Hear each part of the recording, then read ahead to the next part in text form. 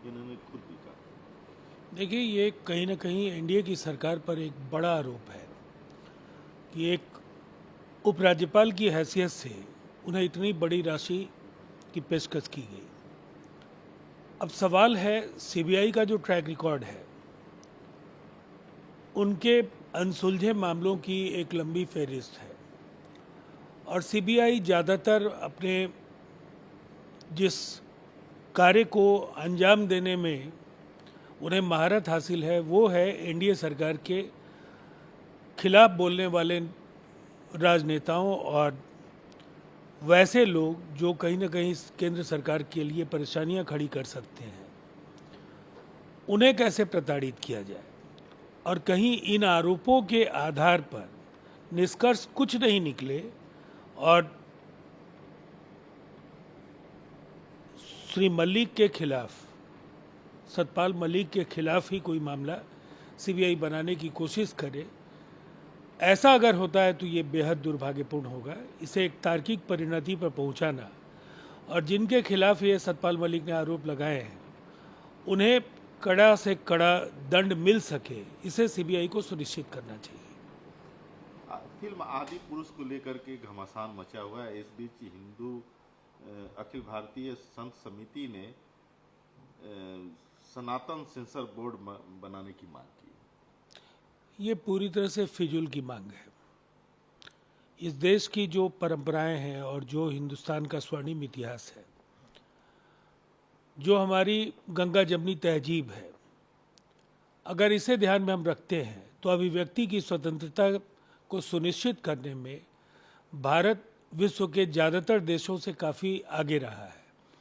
और ये नए किस्म के इस दौर में किसी भी तरह के प्रयोग धर्मिता को स्वीकार करने के लिए एक खास विचारधारा से जुड़े लोग तैयार नहीं हैं। इसीलिए ऐसी मांगें पूरी तरह से व्यर्थ और समय का कहीं ना कहीं अव्यय है। कर्नाटक में राहुल गांधी भारत जोड़ो यात्रा पे हैं। पत्रकारों से बात करते हुए जब उनसे आरएसएस पर, पीएफआई पर प्रतिबंध हो या फिर नई शिक्षा नीति को लेकर के सवाल किए गए, तो उन्होंने कहा कि भारत के स्वतंत्रता संग्राम में आरएसएस की कोई भूमिका नहीं थी, सावरकर को अंग्रेजों से वजीफा मिला। देखिए, ये तो एक ऐतिहासिक तथ्य है कि आधे दर्जन बार उन्होंने ब्रिटिश हुकूमत से माफ़ी मांगी थी और माफ़ीनामा से जुड़े दस्तावेज आज भी सुरक्षित हैं। दूसरा बड़ा सवाल है कि एक जघन्य अपराध हुआ था जब महात्मा गांधी की असमय हत्या हुई थी।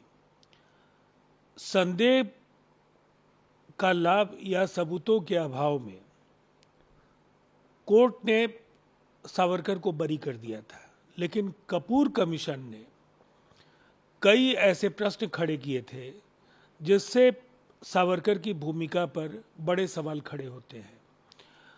जहाँ तक आरएसएस का सवाल है, तो दरअसल आरएसएस पर तो प्रतिबंध सरदार वल्लभ भाई पटेल ने भी लगाया था और उसके बाद माफीनामे के बाद ये प्रतिबंध हटाया गया था। इसलिए जो इतिहास है उसके साथ अगर सत्तारूढ़ गठबंधन केंद्र में कोई भी छेड़छाड़ कर रहा है तो ये देश के इतिहास के साथ छल है, बेईमानी है और धोखा है। भाजपा ने गौतम अडानी के नाम पर बाधा उत्पन्न करने और मीडिया में मुद्दे को उछालने की कोशिश की। अडानी हो, अंबानी हो, अमित शाह के बेटे जय शाह हो, हम उन सभी का स्वागत करेंगे जो इंडस्ट्री से हैं। हमें नौकरियों की जरूरत है। राजस्थान के सीएम अशोक गहलोत ने निवेश शिखर सम्मेलन 2022 में ये बात बोली है। एक मुख्यमंत्री के तौर पर राजस्थान में उद्यमियों को आमंत्रित करने का शानदार कार्य अशोक गहलोत जी ने किया है और शायद इसीलिए इन्वेस्टमेंट को उन्होंने सियासत से अलग रखने की बात कही है। जो सवाल अंबानी या अडानी पर खड़े हो रहे हैं या जैसा की संपत्ति कई गुना बढ़ी, इस पर काफ़ी बावेला मचा है। लेकिन अगर उन्हें लगता है कि राज्य के हित में ऐसे उद्यमी आ सकते हैं तो एक बतौर मुख्यमंत्री उन्हें ऐसी बातें कहने का अधिकार है। कांग्रेस के शासन के दौरान पूर्वोत्तर में भारत को तोड़ने की प्रक्रिया थी और कांग्रेस ने इसे चुपचाप देखा।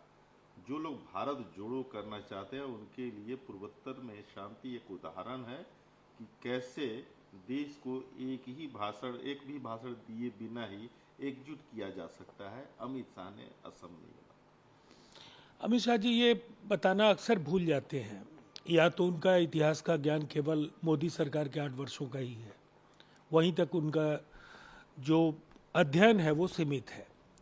दरअसल हिंदुस्तान की आज़ादी जब 15 अगस्त 1947 को सुनिश्चित की जा रही थी, तो देश में जो भारतीय गणराज्य है, भारतीय गणराज्य का हिस्सा नहीं बनने वाले जो देसी रियासत थे, उसमें भोपाल, जूनागढ़ और हैदराबाद तो थे ही, त्रावणकोर और जोधपुर जैसी रियासतें भी आज़ाद रहना चाहती थीं। लेकिन पंडित नेहरू और सरदार वल्लभ भाई पटेल की जो जोड़ी थी, उसने ये कारनामा सुनिश्चित किया और ये पांचों राज्य कहीं जनमत संग्रह के बल पर, कहीं सेना के प्रयोग के बल पर भारतीय संघ में शामिल हुए और उसके बाद ये सिलसिला वहीं नहीं रुका। आज़ादी के 14 वर्षों के बाद गोवा भारतीय गणराज्य का हिस्सा बना और आज़ादी के 28 वर्षों के बाद सिक्किम भारत के गणराज्य का हिस्सा बना। भारतीय जनता पार्टी को ये बताना चाहिए कि उनके समय जब अरुणाचल और देश के कई राज्यों के भूभाग को चीन विवादित बता रहा है, जो राष्ट्रीय अस्मिता और स्वाभिमान का प्रश्न है, वहाँ जिस तरह से हम ये कह सकते हैं कि चीन की आक्रामक नीतियों के बल पर उन्होंने बाज़ाब्ता भारत के अंदर एक बड़ी घुसपैठ की है। इन सवालों पर भारतीय जनता पार्टी की जो चुप्पी है या देश को गुमराह करने की जो कोशिश है, इस पर भी उन्हें प्रकाश डालना चाहिए था। नसीहत दूसरों को देने के बजाय इतिहास का ज्ञान समृद्ध करना अमित शाह जी के लिए भी बेहद आवश्यक है, इसलिए कि वो देश के एक आम राजनेता नहीं है, वो गृह मंत्री हैं और उनके ख्वाब देश के शीर्ष पर पहुंचने के हैं।